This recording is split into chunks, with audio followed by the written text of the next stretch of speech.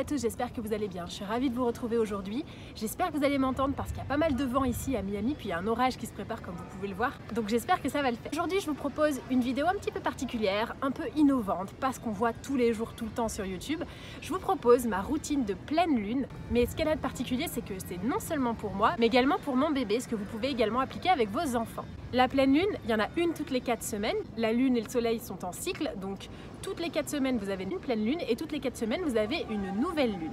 La nouvelle lune, elle arrive 2 semaines après la pleine lune. Bref, ça c'était pour la théorie. Si vous êtes branché spiritualité, vous savez de quoi je parle. Si c'est pas tellement votre cas, ne vous inquiétez pas, vous allez voir. J'ai une approche plutôt terre à terre, on va dire, de la spiritualité.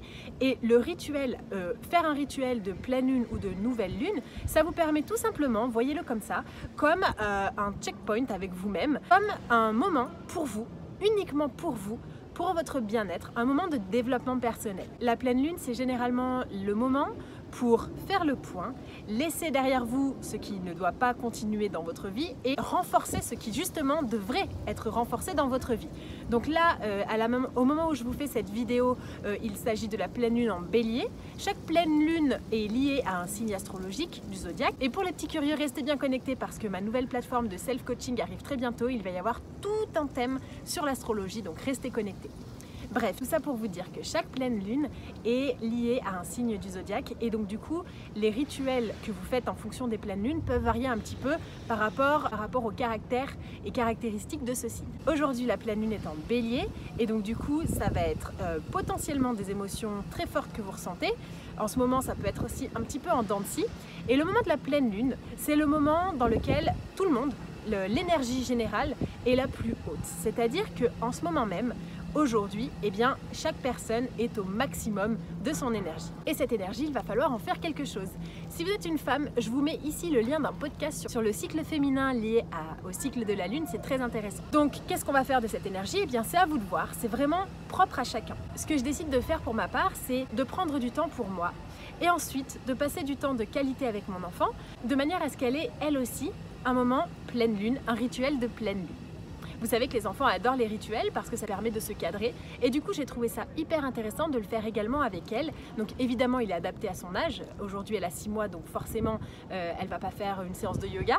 Néanmoins on peut trouver des petits ajustements et des petites choses assez marrantes pour éveiller votre enfant, pour faire en sorte qu'il passe des bons moments et plus ils grandissent, plus ça peut devenir intéressant. Donc comme je vous le disais, la première partie ça me concerne moi et avec elle ce sera tout autre chose, ce sera plutôt du dessin, ça sera également des affirmations positives, je vais lui apprendre également la gratitude, pourquoi elle devrait être grateful et donc voilà, et en fait je passe d'abord un moment avec moi-même pour me ressourcer, pour être pleine d'énergie et ensuite pour donner un petit peu de cette énergie à ma fille pour qu'elle aussi puisse se ressourcer un maximum et qu'elle reparte sur de bonnes bases pour ce nouveau cycle. Donc j'espère que cette vidéo va vous plaire, je vous laisse avec les images et évidemment les commentaires, à tout de suite. Je commence toujours mes routines avec des abdominaux hypopressifs parce que c'est excellent pour la santé et que depuis mon accouchement par césarienne, on me l'a fortement recommandé. Ensuite, je poursuis ma routine avec des enchaînements et des flows de yoga parce que vous le savez, je vais passer prochainement un diplôme de prof de yoga et donc je pratique quasiment tous les jours afin de m'assouplir mais également afin de m'aligner et de me reconnecter à mon moi profond. Donc je fais généralement 10 minutes, pas plus quand il s'agit d'une routine et à côté de ça, je m'entraîne 1h30 par jour depuis quelques semaines déjà.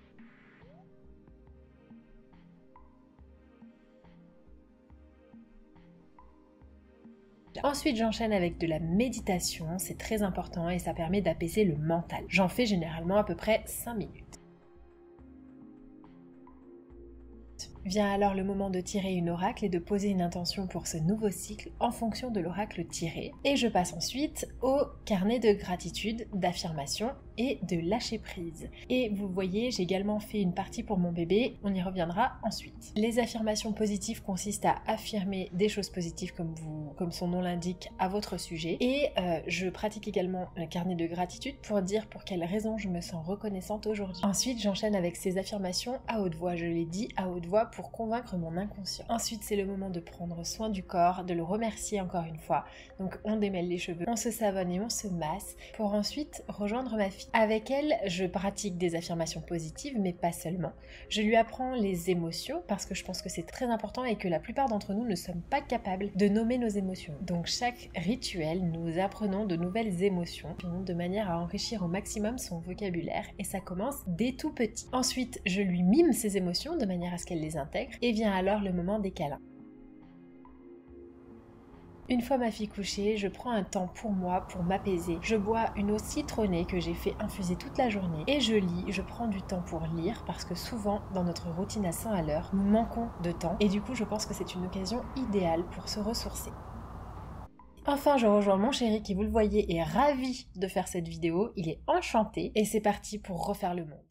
J'espère que cette vidéo vous a plu, qu'elle vous a été utile. Peut-être que vous allez me piquer quelques idées justement pour faire votre propre full moon routine. Donc si jamais c'est le cas, n'hésitez pas à me taguer sur les réseaux sociaux. Et d'ailleurs, si vous ne me suivez pas encore, grave erreur, c'est ici que ça se passe. Rappelez-vous enfin que la pleine lune, c'est un moment pour soi et c'est un moment pour faire des choses qui vous plaisent à vous. Vous pouvez par exemple, si vous aimez l'aquarelle intuitive, faire de l'aquarelle intuitive. Vous pouvez également le faire à plusieurs. J'ai rejoint récemment un groupe de femmes dont je vous parlerai très prochainement, dans lequel on fête et on célèbre toutes les pleines lunes et toutes les nouvelles lunes et on fait de l'écriture ensemble, on partage nos expériences, bref, je ne vous spoil pas, ça arrive très vite. C'est le moment de se ressourcer, de prendre soin de soi, de se remercier, de remercier son corps parce qu'il a toujours fait de son mieux pour qu'on puisse être là où on en est aujourd'hui, de se rappeler que la vie est pleine de belles choses, qu'on est entouré de richesses et de trésors qu'il ne tient qu'à nous de valider.